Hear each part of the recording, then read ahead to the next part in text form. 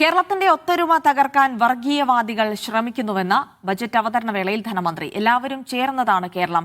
വർഗീയതയ്ക്കെതിരെ പ്രതിരോധം തീർക്കുന്നവരെ ചാപ്പകുത്തുക എന്നതാണ് തെരഞ്ഞെടുപ്പ് വിദഗ്ധർ ഊതിക്കൊടുക്കുന്ന പുതിയ തന്ത്രം. ഇത്തരം ചാപ്പകുത്തലുകളെ അവജ്ഞയോടെ തള്ളിക്കളയുന്നുവെന്നും ധനമന്ത്രി പറഞ്ഞു.